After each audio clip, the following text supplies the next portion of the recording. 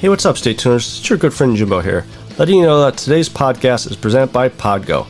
Podgo is the easiest way for you to monetize your podcast, providing podcasters with a flat rate for ad space so you always know how much you get when you include an ad from Podgo. I recently joined as a member and you can too. Apply today and let them know that you heard it from Stay Tuned Sports and you start earning today. That's podgo.co at podgo.co.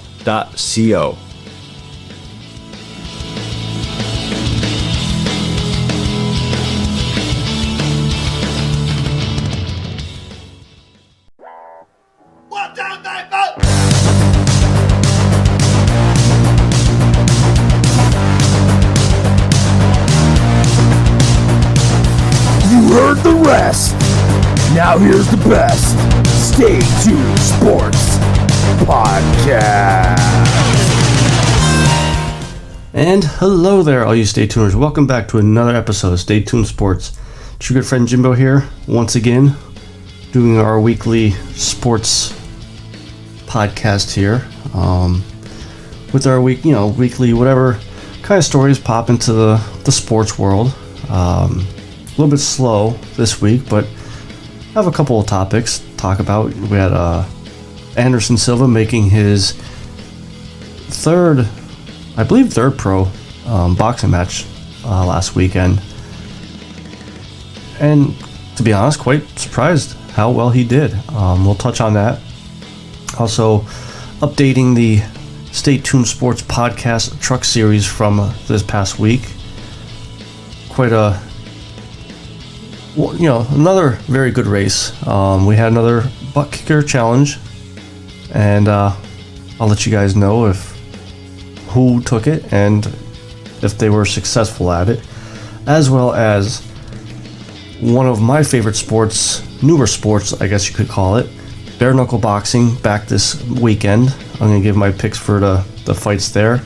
There's 4 championship fights going on this weekend. I'm telling you, this is going to be one of the better cards that they've put on.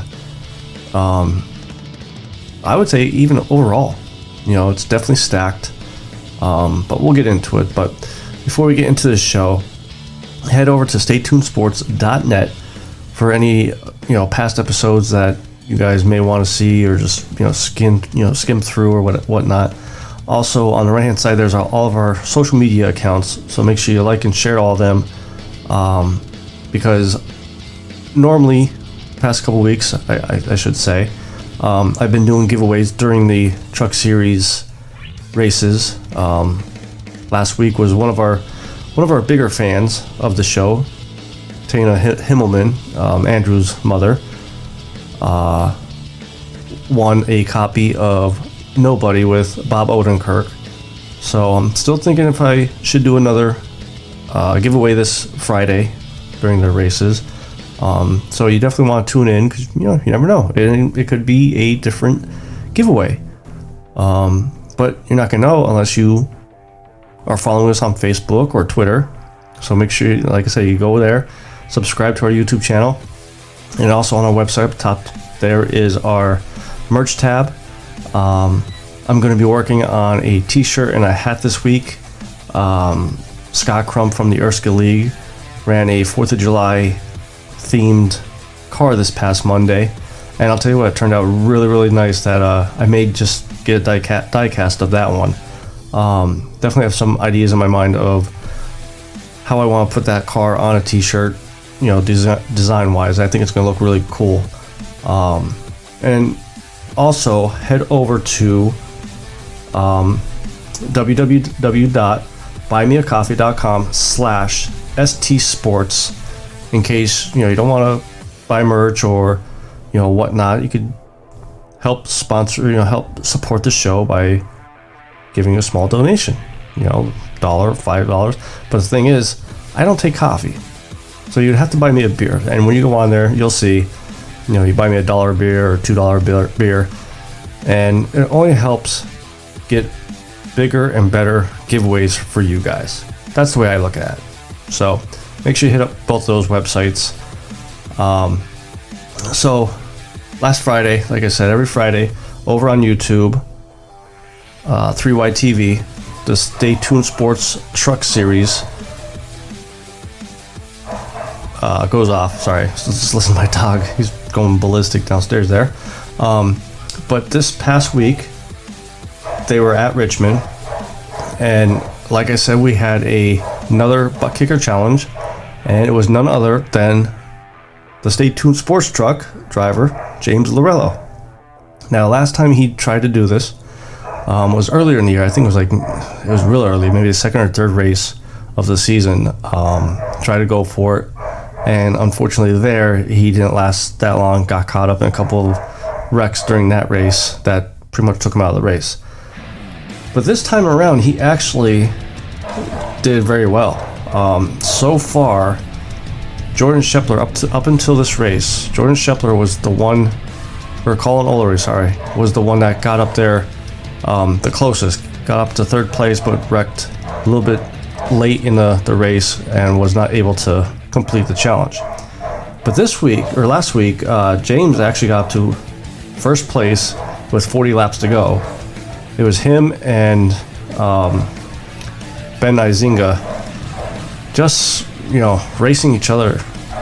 Ben pretty much ran most of the race, led most of the race. He was up there a lot. And James probably could have got the lead at the end there, with I think it was like just a couple laps left. But Ben Adams actually put a squeeze on James, which made James spin out and pretty much seal the deal as far as the ButtKicker challenge. So he didn't win it this week. And what the ButtKicker challenge is, in case some of you guys don't know, and this is why you should, just another reason to tune in to watch these guys, is whoever wins the pole of that race, if they decide to take the challenge, they will start all the way in the back of the pack, the very last car, and have to work their way all the way up and win the race. If they win the race, they win the prize money pot. I think this week we're up to, I want to say $50. So I mean, it's starting to get up there. So you're starting to see more and more guys take a chance on it, especially the guys that already have wins this season and are locked into the chase.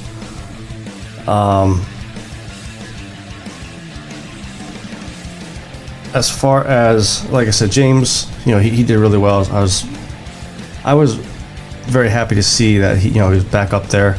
Missed a couple races past season so far, and the thing with him and I believe Ben Izinga, they have to make every start now the rest of the season to be eligible for the chase. One of the rules is you have to start at least 10 of the 13 regular season races to be eligible for the playoffs. And which brings me to my racers to watch this week.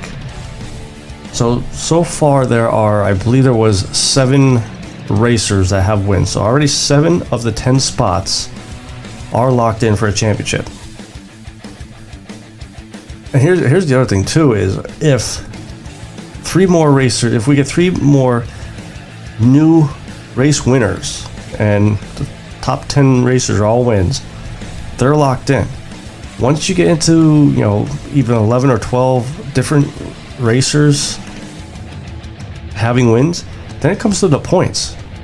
You could have 3 wins, but if you're in 11th place there and guy above you has 1 win, you're bumped out. So this is another reason why you guys definitely should tune in over on YouTube, 3YTV, Friday nights at 9, to really see the action, because I think you're gonna start seeing a lot more aggressive racing, because everybody, all the racers know it's coming down to the line here. So, and here's, like I said, my racers to watch for this weekend. My first one is Jamar Dumas. Now, I'm hoping these guys are racing, because I looked at my my notes from the past 2 weeks, and 1 racer out of the 3 from the past 2 weeks has not raced. I thought JT Poole was racing last week. He was, I believe, at the Truck Series race or something down Nashville or something. The week before, someone else didn't race. So I really, I guess I really should find out, make sure these guys are racing. But Jamar Dumas is my first guy that I think you guys should keep an eye on, because right now he's on the outside looking in. Excuse me. Outside looking in on the playoff chase. He's 16 points behind Doug Neal, who is in the 10th spot right now, who doesn't have a win, so he has the points to get into the playoffs. So 16 points is not a big deficit. You know, one bad race from Neal and a good race from Dumas can put him right back up in there. Another guy that I have down to keep an eye on is Matt Cherry. His last two outings, he finished 2nd and 10th, and he's only 5 points behind Doug Neal. So again, even that one, you know, Doug Neal could finish the race, but as long as Matt Cherry is a few spots above him, you know, he could leapfrog him into the chase with a 10th spot. And then my last person to keep an eye on is Travis White. He's been very consistent all year. A lot of top 15 finishes, with which, you know, he's only 21 points behind the cutoff.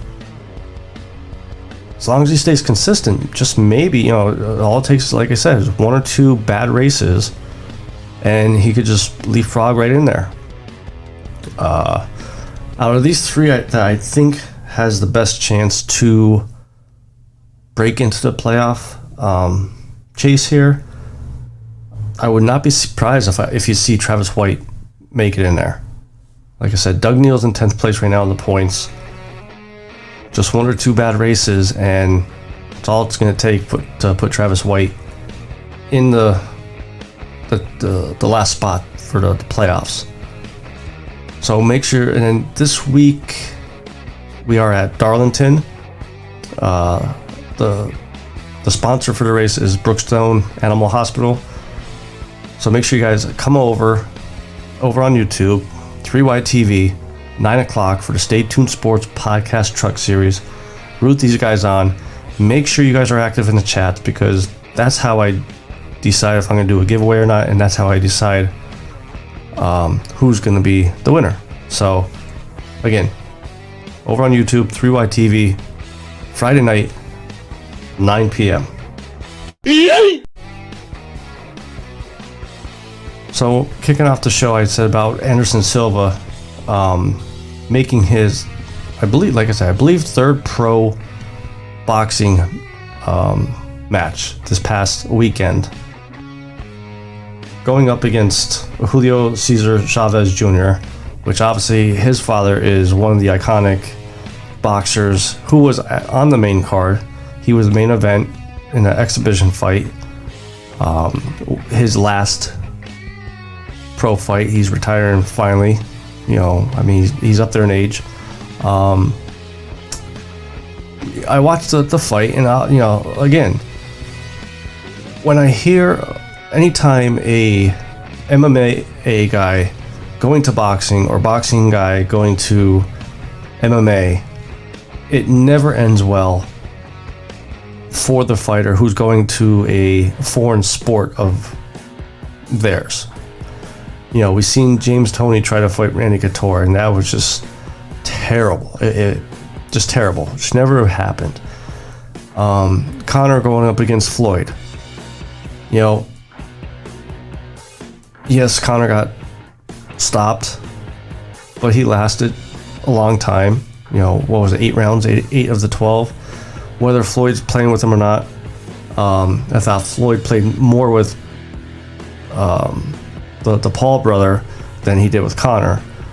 But Anderson just looked comfortable in there. You know, the first round or two, he you know, kind of like a feeling out process, I think, for him. But once that third round hit, you could see he was starting to get confidence, and was feeling more comfortable. And towards the end there of the fight, because I believe it was like 8 rounds, you start to see a little bit of the cocky Anderson Silva from earlier in his UFC days, when he was defending the belt left and right.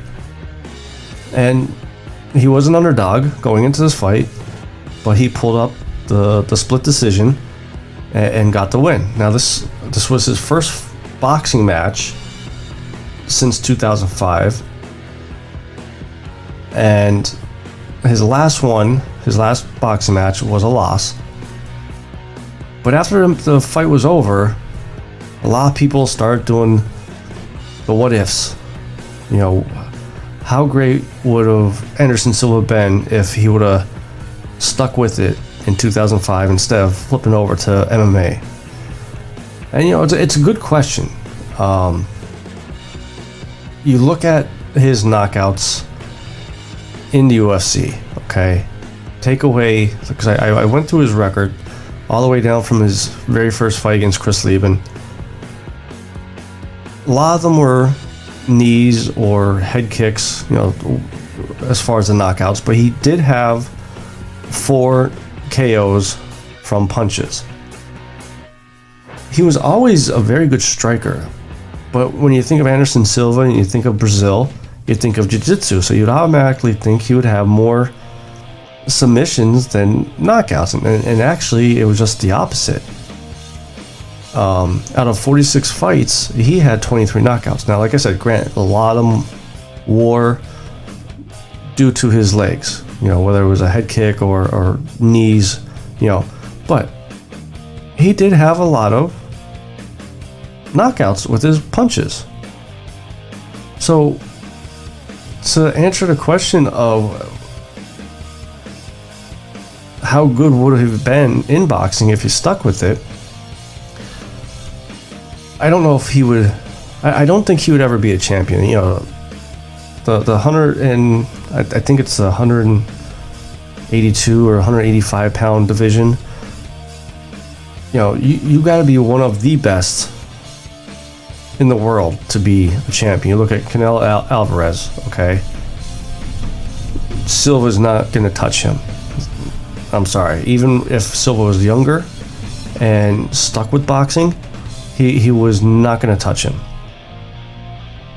Could he put on some good fights? Yeah. I think he actually would have had a very good career in boxing. Just by judging, even if I'm just judging off of the one fight that I seen, you know, which was this past weekend, for someone who was very green at it, if he had some time to train and learn over time, I think he would have had a good long career in boxing. But I don't think he would ever been a champion. You know, for all of us boxing fans that used to play fight nights with PlayStations, I forget which fight night it was, but you could actually go back. You know, it had like the 50 most iconic fights that you could go back and relive it by fighting with it. I think he could put one of his fights in there. Yeah, like I said, I just think he would be a very good boxer, that he could put a fight on that, you know, Joe Schmo 10 years after it's done be like, hey, you remember that time Silva fought so-and-so? You know, went 12 rounds, but man, they were really laying into each other. You know, Silva got knocked down twice and the other dude got knocked down 3 times. Like, I think he could put those type of fights on if he were able to stick with it. But unfortunately, he's older now. He's 42, 43, so doesn't really have much left as far as in the gas tank. You know, UFC, his last 4 or 5 fights, he lost by knockouts, so he doesn't have his chin no more. So he's gonna have to be careful with the cocky Anderson Silva, bouncing around with the head bobbing and the hands down to the sides. But I'll tell you what, if he decides to put on some more boxing matches, I definitely will watch them. Not because it's the Anderson Silva, but because he was entertaining to watch. Another thing I'd be curious to see is he fought a kid who came in, missed weight by 2 pounds, has some history with the Nevada Fight Commission for refusing to take a drug test, which to me says he's on steroids or some type of illegal drugs. So I would like to see Silva fight a decent fighter. I mean, yeah, Chavez was a former champion and is 36 years old, but give Silva like someone that's, late 20s, an up-and-comer. I'll see how he does. Maybe if he gets another upset, maybe, he can get some momentum going and get some high-profile name fights. But only time will tell if Silva has a career in boxing or if this is one and done. So the next segment we got is our weekly Combat Corner, which is sponsored by BetAngles. Live scores, odds, and the best expert picks every day. Start winning today at betangles.com. Plus, they're also doing a new special. The first week that you sign up is $4.99, and then after that it is $9.99. I believe it's just for this week. I may be wrong, but definitely for this week. Keep an eye on our Twitter and our Facebook. I'll post out there if anything changes too. So this weekend we have BKFC 18. For all you guys that have listened over the past year and a half, you guys know how much I'm behind bare knuckle boxing since it came out 2 years ago, June of 2019, I believe it was, with actually this month being 2 years. To see where they came from, the names to where they're at now, and it's kind of ironic that the first BKFC pay-per-view card has Sam Shoemaker on it, who recorded the fastest bare knuckle knockout at that time, is on this card fighting for the heavyweight championship and going up against Joey Beltran, who put one of the most iconic, bloody fight with Tony Lopez. Both guys laid it all out online that night, and to see it kind of come full circle that these two are fighting each other now. So the card itself, like I said at the top of the show, there's 4 championship fights, and one fight has a female debuting in it. So the main event, Joey Beltran versus Sam Shoemaker for the heavyweight championship belt. Then for the light heavyweight 205 championship bout is Hector Lombard versus Joe Riggs. Then we have the 155 championship bout, Luis Palomino versus Tyler Goodjohn. The 185 championship bout is Diego Alves versus Ulysses Diaz. And then the debut of Pro Gonzalez versus Charissa Segala. Obviously, Pro Gonzalez, you guys know her from the UFC women division. Didn't do that well in the UFC. So she's hoping that it translates over to bare knuckle here. I was kind of hoping to see her versus Paige Van Zandt. I thought that would have been a good fight for both of them. Paige not doing so well her first time in bare knuckle.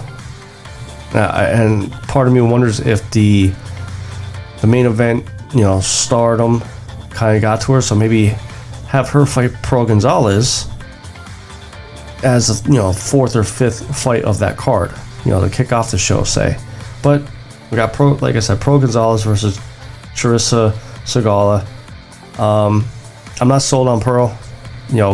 Bare knuckle boxing compared to MMA is 2 different beasts. It's not just like, okay, well, I don't have to worry about leg kicks, I don't have to worry about takedowns.